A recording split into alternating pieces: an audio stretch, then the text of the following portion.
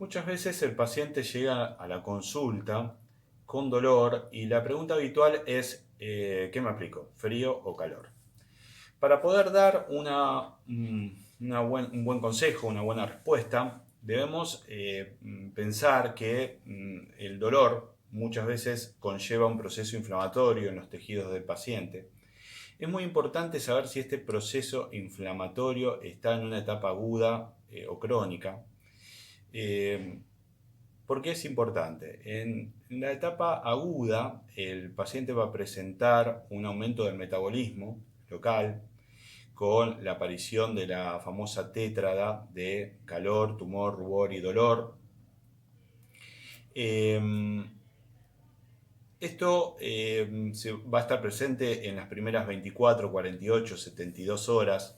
Luego el paciente puede entrar en una etapa subaguda que puede durar varios días, quizás hasta 15 o 20 días. Y luego va a entrar en la etapa crónica, si no es solucionado. Esa etapa crónica, muchas veces el proceso inflamatorio ya lleva meses o hasta años presente. ¿Qué ocurre cuando esa tetrada está presente mucho tiempo? Bueno, el organismo intenta solucionarlo de la mejor manera, que es depositándole fibra colágena. Esa fibra colágena va a generar cambios en los tejidos, porque tejidos que quizás como el tendón o el músculo son elásticos, el depósito de esa fibra colágena los va a hacer quizás un tejido más retráctil o menos elástico. Entonces esto es muy importante a la hora de definir el agente térmico que voy a utilizar. Eh, por el otro lado, debemos saber que el calor, cuando nosotros lo aconsejamos, eh, debemos aconsejarlo sabiendo que ese agente térmico tiene que tener una cierta temperatura.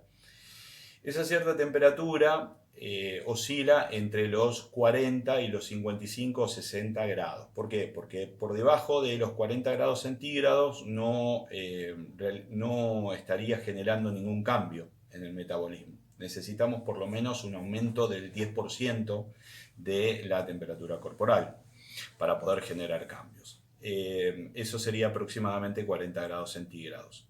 Y el límite máximo estaría entre los 55 o 60 grados, ¿sí? Porque ya hay coagulación de proteínas y puede generar daño tisular.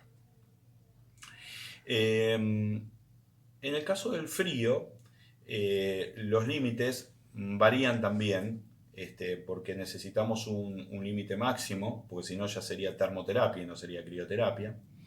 Entonces ese límite máximo es de 20 grados y el mínimo es 0 grados porque es la temperatura de congelación y tenemos que tener cuidado, podemos dañar también tejidos, ¿sí? Entonces los factores térmicos van a rondar en esas temperaturas. De acuerdo a los efectos fisiológicos que vamos a lograr con cada uno, bueno, a través del calor vamos a lograr un aumento del metabolismo en la zona, por lo cual va a haber una hiperemia, una hipertermia también, y un aumento de todas las sustancias analgésicas y antiinflamatorias propias del metabolismo, ¿sí? Como ser las sustancias opioides, por ejemplo. Con respecto al frío, sus efectos fisiológicos van a ser los contrarios, van a disminuir el metabolismo y van a disminuir el aporte de esas sustancias, ¿sí? Eso muchas veces se termina aconsejando cuando ya el cuerpo generó esas sustancias analgésicas, aumentó el metabolismo de por sí y eso no alcanzó a solucionar, entonces estaríamos necesitando disminuir ese proceso para poder disminuir la sintomatología. Entonces, esto también va a depender de cuánto tiempo apliquemos ese frío o ese calor, ¿sí? Cuando aplicamos calor, debemos tener en cuenta que no aplicarlo mucho más de 20-25 minutos, ¿sí? Para no quemar la piel, obviamente. Y el frío, que también puede quemar si es una temperatura muy baja, entonces cuidado con las compresas que sacamos recién del freezer, colocarles algún aislante, como ser alguna tela, para que ese choque, esa diferencia entre quizás menos 15 grados que sale del freezer y 35 o 36 grados de temperatura de la piel, son 50 grados de diferencia, eso puede generar dolor, así que algún aislante puede darnos una disminución de la violencia de ese frío al principio, entonces es muy importante eso. No aplicarlo mucho más de 10 o 15 minutos porque podemos generar una vasodilatación refleja y los efectos contrarios a lo que queremos lograr. Entonces, básicamente, si nosotros tenemos una itis, ¿no es cierto? O sea, un proceso inflamatorio agudo o crónico, agudo o subagudo, vamos a recomendar más que nada la aplicación de frío para disminuir el metabolismo.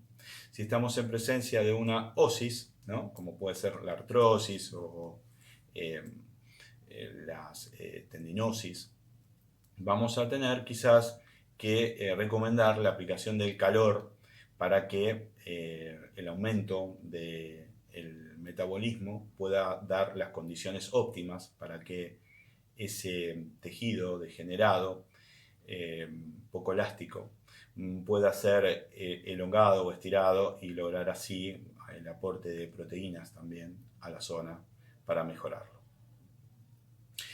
Por último, pedir también tener en cuenta el criterio a la hora de definir el frío, la aplicación del frío o el calor, del concepto de reagudización, ¿no? Que toda inflamación crónica puede sufrir un periodo de reagudización. Entonces, ojo también con todas las osis, ¿sí? Porque pueden estar cursando una reagudización y en ese caso, en ese periodo de reagudización, sería muy conveniente la aplicación de frío y no tanto de calor, ¿sí? Dejar el calor para cuando cronifique nuevamente. Bueno, espero que los consejos les sirvan tanto a los colegas como a los pacientes que recurran al video y nos vemos en la próxima. Gracias.